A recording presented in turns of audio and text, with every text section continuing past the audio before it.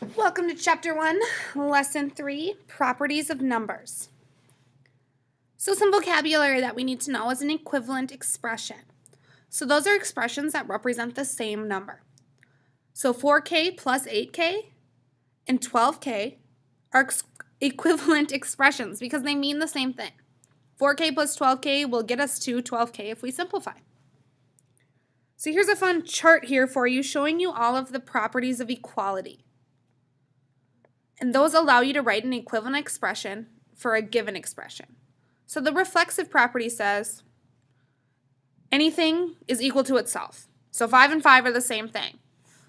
4 plus 7 and 4 plus 7 are the same thing. So reflexive means they're the same.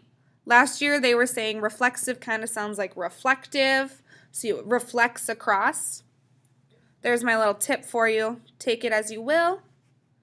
The symmetric property.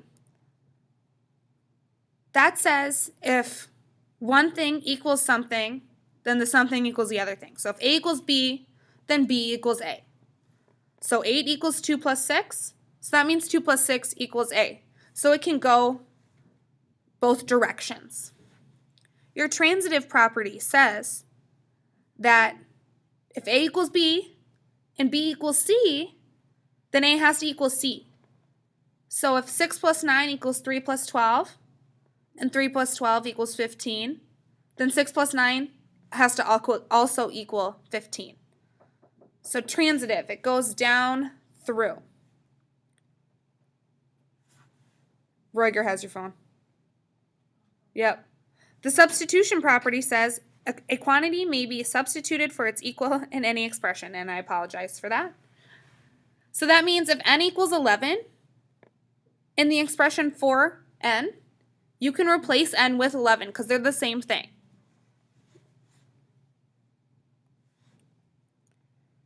Your vocabulary, the additive identity. So what that means is that the sum of a number and its additive identity equals 0. The additive identity is an opposite. So if your number's 4, its additive identity is negative 4 because when you add them together, 4 plus negative 4, you get 0. So another fun chart here for you, your addition properties. So your additive identity is that plus 0. When you add something to itself, it stays itself. It's who it is. It's its identity.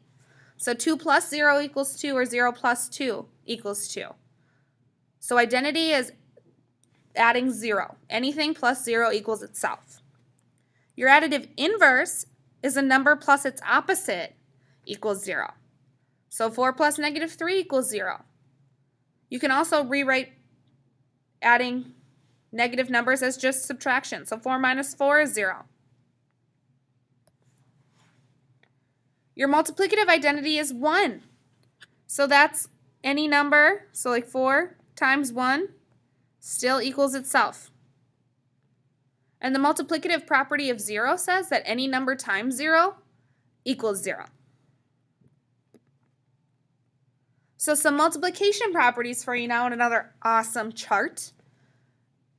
Shows us that multiplicative identity like I just talked about. Any number times 1 equals itself. Your multiplicative property of 0, just like I just talked about, any number times 0 equals 0. And then your multiplicative inverse or your reciprocal is taking a fraction and flipping it. And a number multiplied by its inverse or reciprocal equals 1. So here in the symbols you can see if A times B, or A divided by B times B divided by A equals 1, because they would both turn out to be AB over BA, which is the same thing, so 1. And you can see that here too. So 4/5 times 5/4, because they're the numbers flipped, equals 20 over 20, which is 1. So we want to evaluate this using properties and name the property we're using in each step. So we've got 7, 4 minus 3, minus 1 plus 5 times 1/5. Okay, so starting off, we still need to use our order of operations. So we're starting off here with our parentheses, 4 minus 3. 4 minus 3 is the same thing as 1. 1 minus 1 plus 5 times 1/5. When I did that, I used the substitution property because I replaced 4 minus 3 with something that it's the same thing as, which is 1. Now multiplication and division is what we're on to, so we're going to start with the front here. 7 times 1 is 7. Bring everything else down. 7 times 1 is the multiplicative identity. Anything times 1 is itself. Multiplication still, so 5 times 1/5. I can turn 5 into a fraction with 5 over 1, because any number over 1 is still itself. When I'm looking at that, I have a number and it's reciprocal. So that's going to equal 1. And the property that was called the multiplicative inverse, or reciprocal. Oops. So I'm going to put mult inverse. And then we still have plus 1, and then 7 minus. Now we're down to just addition and subtraction, so we can go from left to right. So 7 minus 1 is 6. And that was substitution. We replaced something with something that it already is. And then 6 plus 1 is 7. So substitution again. And there we go. We solved the problem. So I want you to try these two and then check back with what I have. So we're starting into our parentheses and going to the multiplication in there. 4 times 2 is 8. Filling out everything else. And that we used substitution because they were the same thing.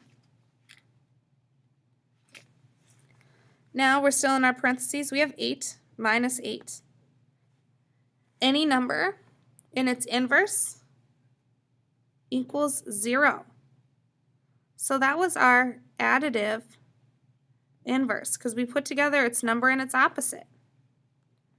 And then 2 times 3 plus, oops, I forgot the 3. So now our multiplication on the outside of our parentheses, 2 times 3 is 6.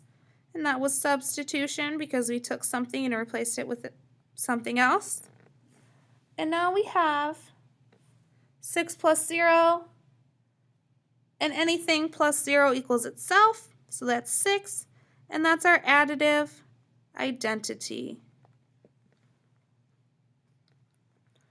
Over here, starting with our parentheses, 15 divided by 3 is 5. Keeping it the same with everything else that's happening. Plus. And that was substitution. Replace something with something that it is. 5 minus 5. There we're taking care of a number in its inverse. So we get 0, and that's our additive inverse. We get 6 on the outside there, plus 7 times 1/7. Now we're going to go to our multiplication and division. So starting on the left, 7 times 1/7. A number times its reciprocal equals 1. And that's our multiplicative inverse property, plus 6 times 0. Still sticking with our multiplication here. 6 times 0 is 0.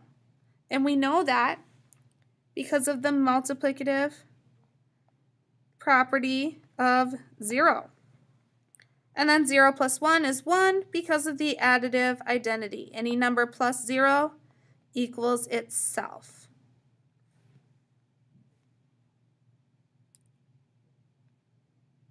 Some more vocabulary for you are some that we learned last year. So your commutative property.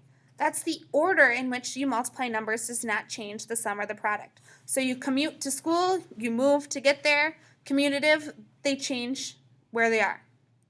Your associative property. That's the way you group 3 or more numbers when adding or multiplying. And it does not change the sum or product. So associative, who you hang out with is who you associate with. So who you're grouped together with parentheses doesn't matter. So the associative property has to do with parentheses. So we want to apply properties of numbers here. So it says Eric makes a list of items that he needs to buy for a party and their costs. So that's listed over here. Find the total cost of these items. So what we need to do to figure out the total cost is we're going to have to add them. 6.75 plus 14 plus 23.25 plus 20.50. What I'm going to do is I'm going to look at these and go, what could be easy to add? Well, with quarters here, I want the 6.75 with the 25 cents because I think that'll be easy for me. So I want to move these around. And because it's addition, and with the commutative property, I can change that order up.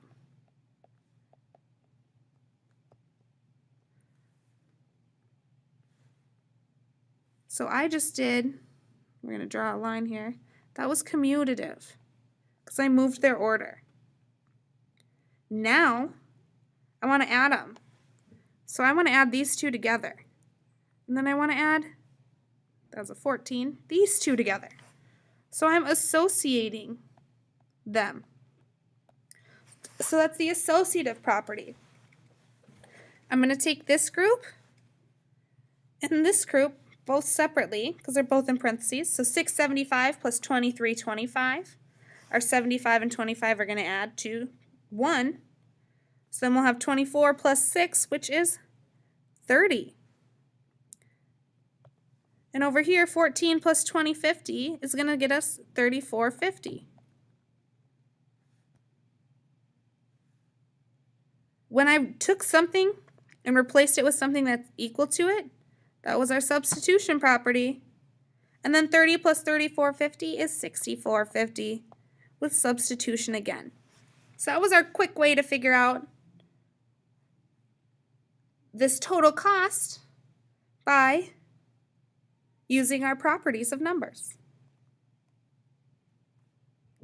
Now I want you to go ahead and try. It says Raphael is buying furnishings for his first apartment. He buys a couch for $300, lamps for $30.40, a rug for $25.50, and a table for $50. And to find the cost for these 3 items. So I'm going to have to add them up again. So 300 plus 30.40 plus 25.50 plus 50. Okay, there's nothing that makes me want to just add 2 of them together right away, so I'm just going to use the associative property and keep them in the order that they're in. So the associative property. 300 plus 30.40, is 300 and 30.40. And that was substitution that I'm doing here. And substitution over here as well. 25.50 plus 50 will get us 75.50. Adding together here, 50 cents plus 40 cents is 90 cents. 5 plus 0 is 5. 7 plus 3 is 10. So 405.90 by using substitution again. And there's our answer. And finally, it wants us to use our multiplication properties. So it says to evaluate 5 times 7 times 4 times 2 using the properties of numbers. Name the property used in each step. So what I'm going to start off with is anytime we have to multiply something by 10, it makes it pretty easy. So I've got a 5 and a 2 in there. So I want to change the order to get the 5 and the 2 by each other. So I use the commutative property to change their order. Now I'm going to do the associative property here and associate these together. 5 times 2 is 10. This is substitution. 7 times 4 is 28. And then I'm going to substitute again. 10 times 28 is 280.